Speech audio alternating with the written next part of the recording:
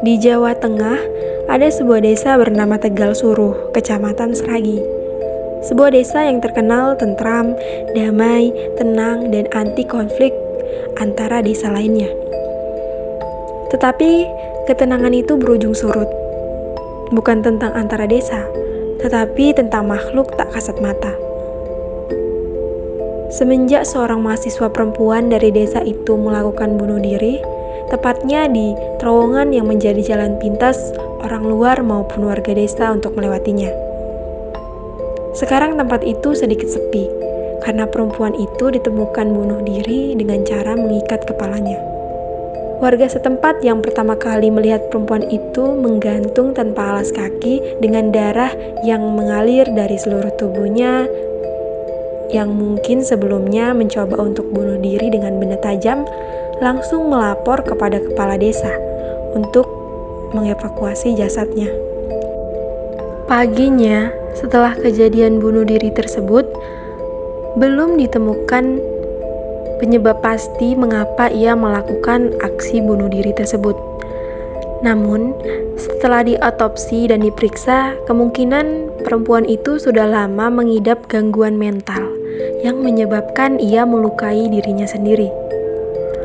Tetapi ada kejanggalan. Ditemukan bahwa perempuan itu sudah tidak perawan lagi. Kepala desa mencoba menghubungi keluarga korban, tetapi tidak ada tanggapan maupun balasan. Usut punya usut, kejadian itu terus berlalu. Tetapi semenjak itu, terowongan terlihat sayup, gelap, dan tidak seperti biasanya. Warga desa dari Tegal Suruh ketika pulang dari desa lainnya menemukan lampu-lampu di dalam terowongan terlihat seperti redup. Mbah Harto, seseorang yang pintar dalam menangani hal gaib, menjadi juru kunci terowongan itu agar tidak ada lagi korban jiwa. Tetapi banyak warga yang masih tetap melewati terowongan tersebut. Alhasil ia ditemukan tidak bernyawa. Hal itu terjadi karena terowongan itu menjadi tempat lintas yang lebih cepat daripada jalan yang lainnya. Namun, jika masih ingin menjaga kewarasan dan menghindari hal-hal yang membahayakan nyawa, mungkin lebih baik melewati lintasan yang lain walaupun itu lebih jauh. Mbah Harto akhirnya membuat rencana untuk melakukan yasinan dan membaca ayat suci secara massal untuk mendoakan almarhumah agar tenang setelah meninggal. Namun, setelah Mbah Harto selesai melakukan yasinan, ia bermimpi didatangi oleh arwah perempuan tersebut. Kepala desa juga berencana untuk menutup akses terowongan itu. Tetapi tetap saja banyak beberapa warga yang nekat untuk menerobos melewati terowongan itu. Malam setelah acara yasinan, Mbah Harto pulang ke rumah. Ia disambut istrinya yang bernama Asih, atau dipanggil juga Mbah Asih. "Pak, bagaimana yasinannya?" Mbah Asih membawa secangkir teh, meletakkannya di meja di depan Mbah Harto. Mbah Harto menghela napas pasrah. Sungguh sulit. Sepertinya arwah itu sedikit susah. Tetapi asal diberikan doa tidak apa-apa, ucapnya sembari menyeruput tehnya. Saat ini Mbah Asih merasa khawatir dan gelisah karena cucunya dari luar kota akan kembali ke desa. "Pak, Nak Rendi akan kesini besok pagi." Mbah Harto mengangguk. "Beritahu hati-hati dalam perjalanan." Mbah Asih mengangguk paham, lalu meninggalkan Mbah Harto untuk memberitahu cucunya yang akan datang ke desanya. Rendi Herdiansyah, seorang mahasiswa dari luar kota jurusan TIK. Setelah melakukan ujian panjangnya, Rendi berencana ingin berlibur ke desa tempat di mana ia diasuh sejak kecil oleh nenek dan kakeknya. Sudah lama juga ia belum berkunjung. "Bro, lu hati-hati ya." Randy mengangguk tersenyum kecil, sembari membawa kardus berisi pakaian dan barang lainnya. Setelah perpisahan dengan temannya, Randy menancapkan gas menuju desa Tegal Suruh. Selama perjalanan, Randy merasa senang akan bertemu kakek dan neneknya. Perjalanan cukup panjang. Randy sampai di depan terowongan. Randy melihat terowongan itu agak sayup-sayup. Dengan mencoba pikiran yang tenang, Randy melewati tempat itu sampai ke tujuan. Saat di dalam terowongan, Randy merasa terlalu lama di dalam terowongan tersebut. Di dalam mobil, Randy merasa ada yang memperhatikannya. Mencoba melihat dari kaca spion, Randy tak melihat apa-apa. Mungkin itu hanya halusinasinya saja, karena sedikit lelah dalam perjalanan. Randy merasa angin di dalam terowongan sangat kencang, atau memang sedang ada angin masuk sebanyak itu. Apalagi tercium bau melati dan bercampur bau darah. Randy mengusap tengkuk lehernya, langsung melanjutkan mobilnya sedikit kencang. Tanpa Randy sadari, dari arah belakang perempuan menggantungkan kepalanya menunduk. Tersenyum sampai mulutnya robek, mengeluarkan darah. Sesampainya di tempat tinggal nenek dan kakeknya, Randy melihat mereka berada di depan teras rumah menyambut kedatangannya. Randy langsung memeluk mereka untuk menyalurkan rasa rindu yang panjang. "Wah, nak Randy sudah besar," ucap Mbah Asi sembari mengusap pelan kepala Randy. "Tentu dong, Randy udah jadi mahasiswa." Mbah Harto tersenyum senang karena melihat cucunya sudah tumbuh besar. Dulu yang selalu ia gendong kemana-mana sekarang melebihi tingginya. "Nak, kamu di terowongan tidak terjadi apa-apa kan?" tanya Mbah Harto. Randy terdiam sesaat, lalu kembali tersenyum menutupi kejadian yang barusan agak janggal. "Ah, tidak apa-apa kek, aman saja." Mbah Harto mengangguk paham. Ia lega. Mbah Asih membantu Randy membawa barang bawaan ke dalam rumah, begitu juga dengan Mbah Harto. Malam harinya, Randy sudah bersiap untuk menuju ke ruang makan. Di atas meja sudah terlihat lauk dan juga nasi yang sudah disiapkan oleh Mbah Asih. Randy langsung duduk ke kursinya, dilanjutkan oleh Mbah Asih dan Mbah Harto. "Nak Randy, mari makan," ajak Mbah Harto. Mereka menikmati makan malam. Setelah selesai makan, Randy duduk di depan teras. Tak lupa secangkir teh di depannya. Mbah Harto duduk di samping Randy. "Nak, jujur dengan kakek, kamu saat melewati terowongan tidak ada kendala?" Randy mengalihkan pandangannya, melihat Mbah Harto. Randy mencoba membuka suara. Iya kek." Mbah Harto tersenyum kecil, menepuk pundak Randy. "Terima kasih sudah jujur dengan kakek. Baru-baru ini ada berita seorang perempuan bunuh diri. Bunuh dirinya berada di terowongan itu dengan menggantungkan diri. Saat ini arwahnya tak bisa tenang, bahkan sudah melakukan yasinan dan juga baca ayat suci massal. Arwah selalu marah mendatangi kakek, selalu mencari korban selanjutnya." Randy mendengar penjelasan sang kakek dengan sedikit merinding. Jadi, tadi apakah ia diganggu? Untung ia langsung melanjutkan mobilnya. "Lalu kakek, penyebab perempuan itu bunuh diri apa?" tanya Randy dengan penasaran. Mbah Harto kembali menyeruput teh miliknya, menatap langit-langit malam ditaburi oleh bintang-bintang yang bersinar. Sudah diotopsi oleh kepala desa. Penyebabnya masalah gangguan mental. Dan sepertinya perempuan itu sudah tidak perawan. "Terus keluarganya mana kek? Kok nggak bertanggung jawab banget sama anaknya?" kesal Randy. "Keluarganya entah kemana. Sudah dihubungi tidak ada respon." Bahkan kerabatnya hilang, pergi entah kemana. Ucap Mbah Harto menghela napas panjang. Terus perempuannya warga sini, Kak? Mbah Harto menganggukkan kepalanya. Randy hampir tak percaya.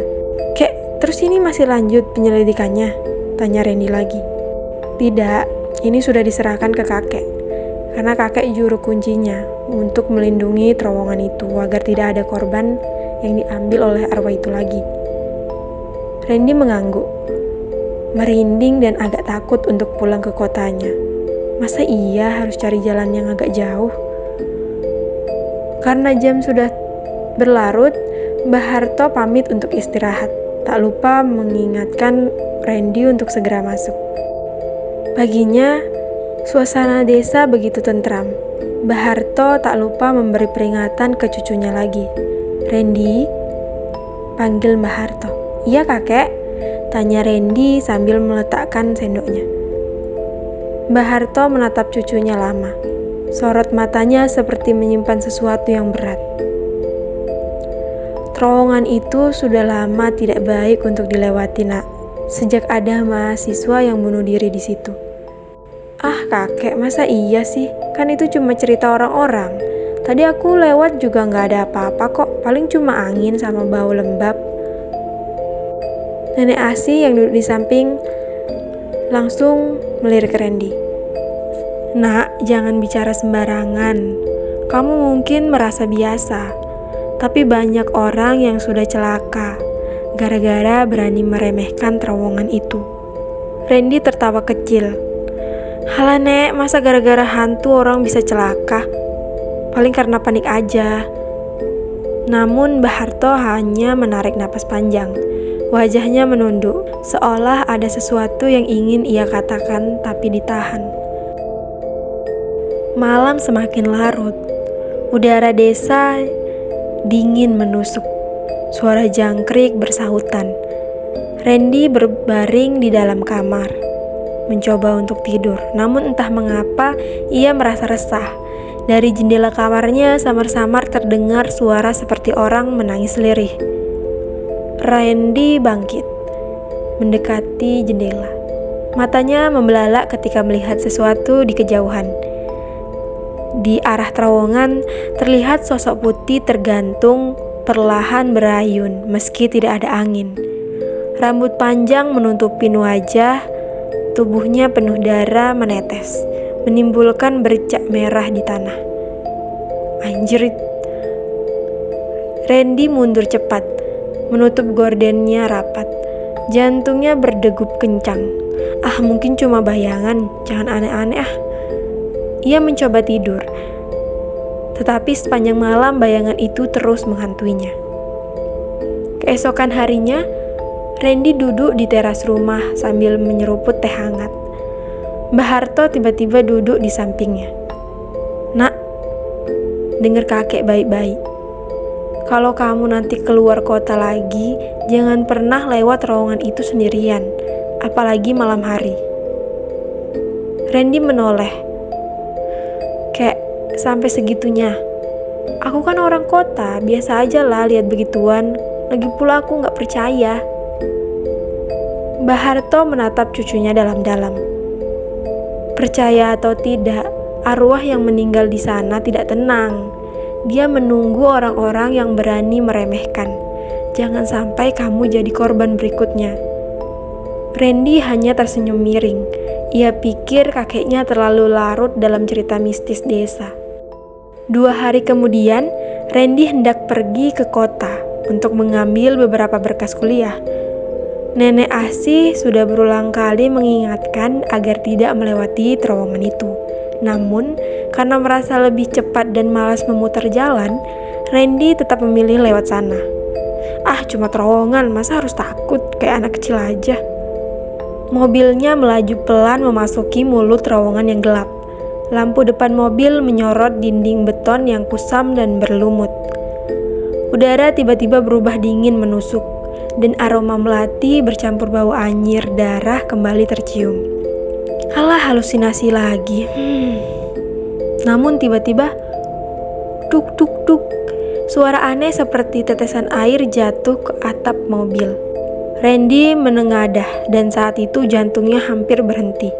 Di atas mobil, terlihat sosok mahasiswa itu tergantung, tubuhnya penuh darah, meneteskan cairan merah ke kaca depan. Kepalanya miring, matanya melotot lurus ke arah Randy. Mulutnya bergerak seperti berbisik sesuatu. "Temani." Randy menjerit, refleks membanting setir. Mobil hampir menabrak dinding terowongan. Pandangan matanya berkunang-kunang, seolah kepalanya dipenuhi suara-suara bisikan. Tiba-tiba kaca spion retak sendiri, dan dari retakan itu muncul wajah pucat penuh darah, tersenyum mengerikan. "Ah!" Randy menginjak gas tanpa sadar. Mobil oleng ke kanan. Saat itu juga suara keras memecah keheningan. "Randy!" Randy terkejut. Dari luar terowongan, Baharto berdiri sambil menancapkan tongkat kayu ke tanah, membaca doa-doa dengan suara lantang.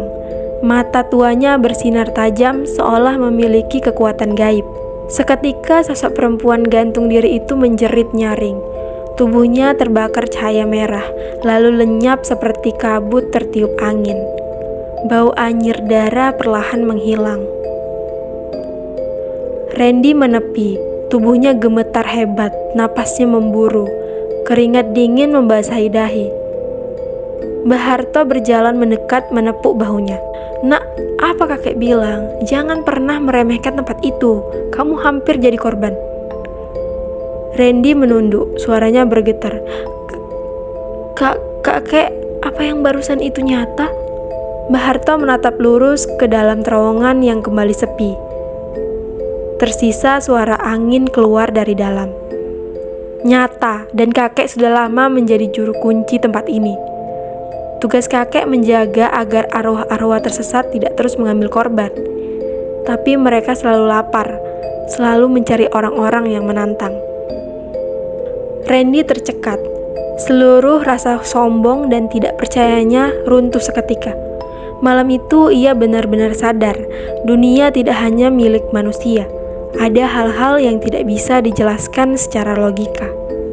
Sejak kejadian itu, Randy berjanji tidak akan lagi melewati terowongan Tegal Suruh. Setiap kali ia harus pulang ke kota, ia memilih jalan memutar yang lebih jauh, meski membutuhkan waktu ekstra. Ia belajar bahwa apa yang diceritakan orang tua bukan sekedar dongeng untuk menakut-nakuti, melainkan peringatan agar manusia tahu batasnya. Dan di balik tatapan teduh Baharto tersimpan rahasia besar. Seorang juru kunci yang seumur hidupnya berdiri di antara manusia dan dunia gaib, menjaga agar arwah tak pernah benar-benar bebas berkeliaran. Randy hanya bisa bersyukur malam itu ia masih diberi kesempatan hidup, berkat tangan tua yang menahannya dari pelukan maut terowongan terkutuk itu.